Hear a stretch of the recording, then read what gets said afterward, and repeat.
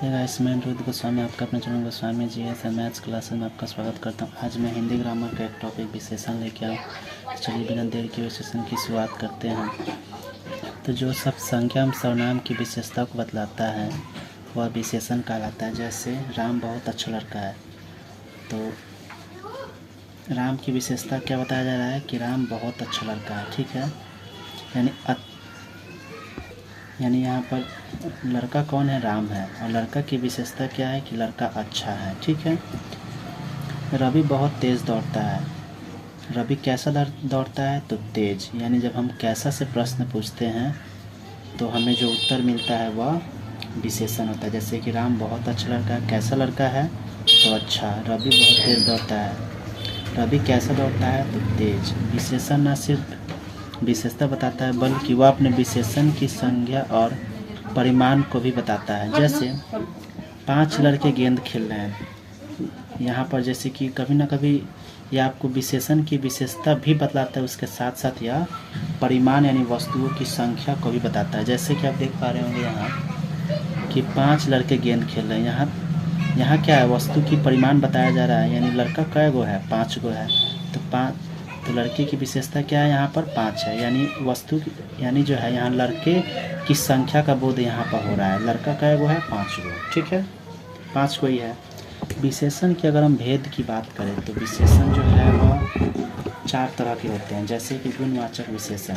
गुणवाचक से आपको पता चल रहा होगा कि इसमें किसी न किसी व्यक्ति के गुण में जो भी हो सकता है, जैसे कि उसका दोष, स्वभाव, अवस्था, दशा आदि का बोध जो है गुणवाचक विशेषण के अंतर्गत ही आता है। जैसे कि आप देखेंगे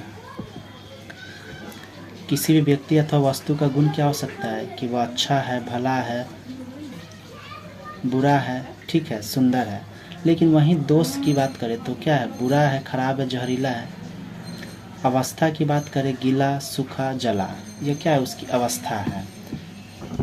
अब हम बात करते हैं संख्यावाचक विशेषण का। ठीक है, तो जिस वस्तुओं की से हमें संख्या का बोध पता चलता है, ठीक है, यानी जिस वस्तुओं की संख्या का बोध हो उसे क्या बोलते हैं? संख्यावाचक विशेषण कहते हैं। जैसे 3 लड़का, 4 लड़का, चतुर्थ वर्ग, ये सभी क्या बताया जा रहा है? ये सभी संख्यावाची शब्द है कि नहीं? ये सभी संख्यावाची शब्द है। चतुर्थ, ये सभी संख्यावाची शब्द है। परिमाण की अगर हम बात करें तो जो शब्द किसी वस्तु के परिमाण का बोध कराता है, जैसे थोड़ा दूध, सारा देश, कम जल, यानी जल कैसा है? कम है। मेरे पास थोड़ी चीनी है। चीनी कितनी है? थोड़ी है। आज सारा देश क्रिकेट देख रहा है। आज सारा देश, यानी सारा भी क्या बताया जा रहा है? परिमाणवाचक विशेषण बता रहा है। यानी सारा देश क्या है? आज क्रिकेट देख रहा है। तो यहाँ इससे जो है वस्तुओं अथवा व्यक्तियों की संख्या का बोध हो रहा है। यहाँ पर व्यक्तियों की संख्या का बोध हो रहा है। देखिए, जबकि यहाँ पर क्या हो रहा था? यहाँ पर वस्तुओं की मात्रा का बोध हो रहा था, क्योंकि परिमाण का मतलब ही होता है मात्रा अथवा संख्या। तो यहाँ जो है व्यक्तियों की संख्या बताया जा रहा है, जबकि यहाँ पर क्या? वस्तुओं की संख्या, यानी वस्तुओं की संख्या के बारे में बताया जा रहा है कि चीनी कितनी है? तो चीनी थोड़ी है। तो ये क्या होगा? परिमाणवाचक विशेषण हो जाएगा।